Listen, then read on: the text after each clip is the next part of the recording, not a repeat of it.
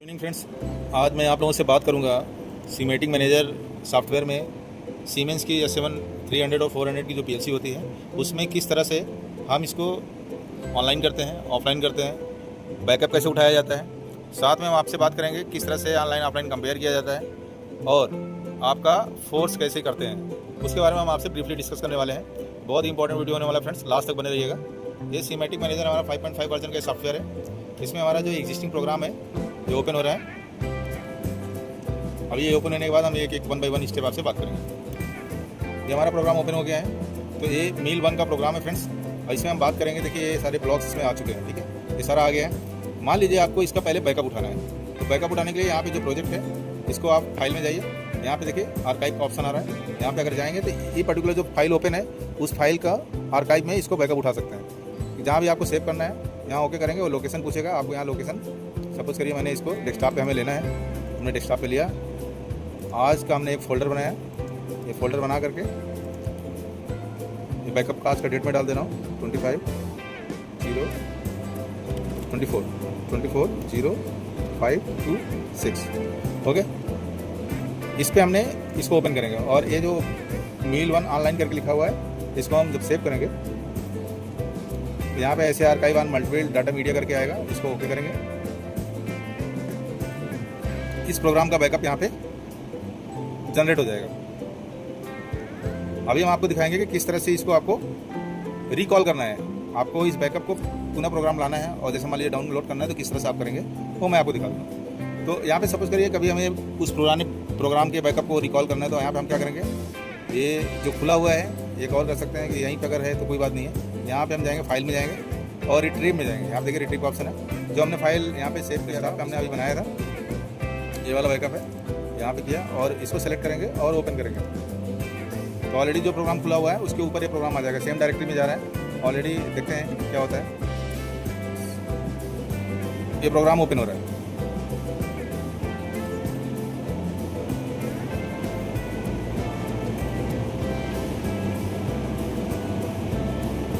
ये आपका ओपन हो गया, ये फ्रेंड्स ओपन हो गया। अब ये ओपन होने के बाद आपको अगर डाउनलोड करना है जब भी, तो कई सारी चीज़ें हैं इसमें। हार्डवेयर डाउनलोड करना है कि आपको ब्लॉक्स डाउनलोड करना है। अगर हार्डवेयर डाउनलोड करना है तो आपको इसके हार्डवेयर में जाके करना पड़ेगा। नॉर्मली रनिंग प्रोग्राम रहता है तो हार्डवेयर में चेंजेस बहुत कम रहता है, बट ये मे भी हो सकता है कोई हार्डवेयर चेंज करते समय बाद में एडिशनल हो गया हो। अभी मान लीजिए कि हमने इसमें हार्डवेयर में कुछ चेंज नहीं किया, आपको ब्लॉक करना है तो यहाँ पे ब्लॉक्स में आएंगे। आपको अगर पूरे ब्लॉक करना है तो आप यहाँ पे ब्लॉक्स पर सिलेक्ट करके इसको यहाँ डाउनलोड मारेंगे तो ये सिस्टम में डाउनलोड हो जाएगा। अगर मान लीजिए आपका इंडिविजुअल कोई एक ब्लॉक में काम किया है, कोई प्रॉब्लम हो रहा है, तो उसी इंडिविजुअल को मारिए और उसको आप डाउनलोड करके प्रोग्राम को एज इट इज़ कर सकते हैं।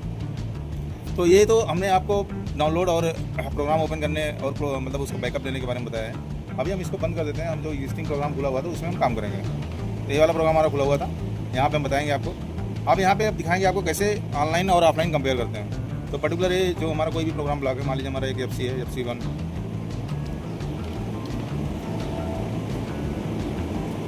एक ब्लॉक हम खोल रहे हैं, उस ब्लॉक में हम बात करेंगे। FC 180 मान लीजिए मैं खोल रहा हूँ, ओपन कर रहा हूँ। ये हमारा मोटर प्रोटेक्शंस का ब्लॉक है, इसमें हमें कंपेयर करना है। तो आपको कहाँ जाना पड़ेगा, यहाँ पे देखिए ऑप्शन में जाएंगे, कंपेयर ऑनलाइन ऑफलाइन का ऑप्शन है। मतलब आप मान लीजिए कभी कभार क्या होता है कि हम कोई चेंज कर दिया, मान लीजिए यहाँ पे चेंज कर दिया, एक बिट में दिखा देता हूँ, कोई चेंज करके यहाँ पे चला गया।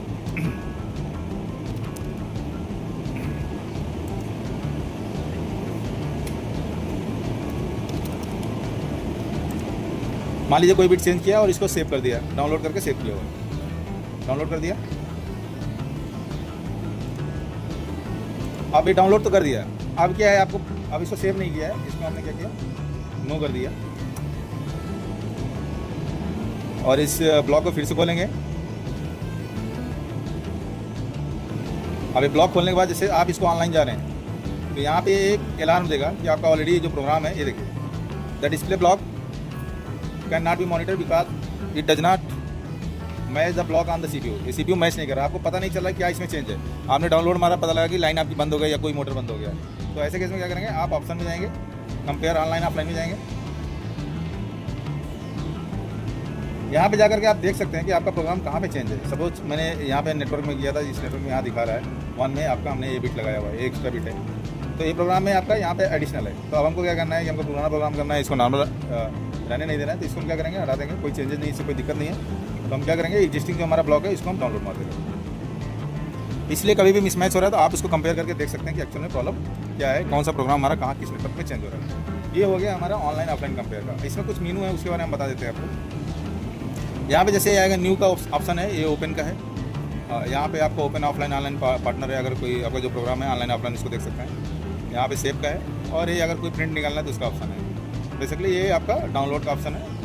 और यहाँ पे आप देखिए कनेक्शन अगर CPU से स्टेबलाइज करना है तो वो चेक करने के लिए यहाँ पे आप देख सकते हैं। ये प्रोग्राम कोई चेंज करना है, ये नॉर्मली ओपन का है, ANC का है। और ये आपका कोई ब्लॉक कॉल करना है तो इमडी बॉक्स को यहाँ ब्लॉक को कॉल कर सकते हैं।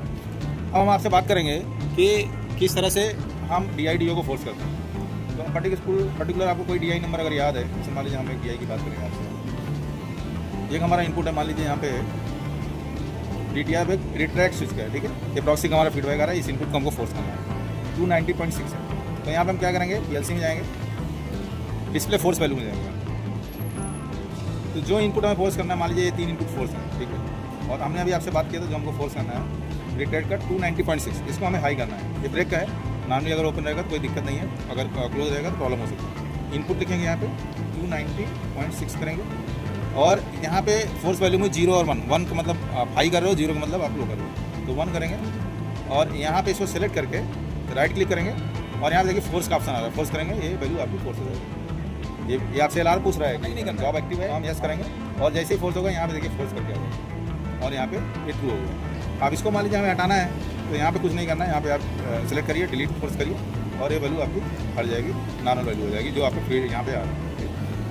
अब हम AI की बात करेंगे, कोई AI सिग्नल है उसको मान लो फोर्स करना है, ठीक है।